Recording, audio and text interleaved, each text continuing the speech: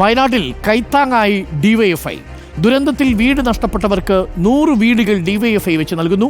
ഇന്ന് വൈകുന്നേരം തിരുവനന്തപുരം സെൻട്രൽ സ്റ്റേഡിയത്തിൽ വെച്ച് നടക്കുന്ന ചടങ്ങിൽ മുഖ്യമന്ത്രിക്ക് ധാരണാപത്രവും സമാഹരിച്ച തുകയും കൈമാറും. ആക്രി ചലഞ്ചിലൂടെയും ബിരിയാണി ചലഞ്ചിലൂടെയും മറ്റും യൂണിറ്റ് തലത്തിൽ സമാഹരിച്ച തുക ഉപയോഗിച്ചാണ് വീടിന്റെ നിർമ്മാണം. മാതൃകാപരമാണ്. നേരത്തെ മുസ്ലിം ലീഗ്, ഇപ്പോൾ ഡിവൈഎഫ്ഐ.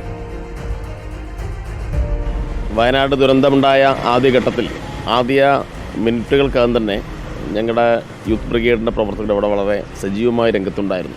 അപ്പോൾ അവിടെ രക്ഷാപ്രവർത്തനമെല്ലാം വളരെ സജീവമായി നടക്കുന്ന ഘട്ടത്തിൽ തന്നെയാണ് വയനാട്ടിലെ ദുരന്തബാധിതർക്ക് വേണ്ടി ചുരുങ്ങിയത് 25 വീടെങ്കിലും നിർമ്മിച്ചു കൊടുക്കുമെന്ന് ഡിവൈഎഫ്ഐ അന്ന് പ്രഖ്യാപിച്ചത്.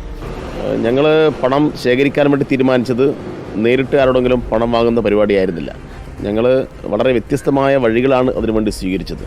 അങ്ങനെ വ്യത്യസ്തമായ വഴിയിൽ കൂടി 20,47 ലക്ഷം രൂപ സമാഹരിക്കാൻ കഴിയുകയും 25 എന്ന പ്രഖ്യാപനം 100ലേക്ക് എത്തുകയും ചെയ്തു എന്നതാണ് ഏറ്റവും അഭിമാനകരമായിട്ടുള്ള കാര്യം. ഞങ്ങൾ പണം സമാഹരിച്ച മാർഗം എന്ന് പറഞ്ഞാൽ ഞങ്ങൾ ആക്രി ശേഖരിച്ചിട്ടുണ്ട്. അതുപോലെ തന്നെ മറ്റ് വിവിധ അധ്വാനങ്ങൾ വഴി, അധ്വാനം എന്ന് പറഞ്ഞാൽ വാഹനം കഴുകി കൊടുത്തിട്ടുണ്ട്, തടി ചുമക്കാൻ പോയിട്ടുണ്ട്.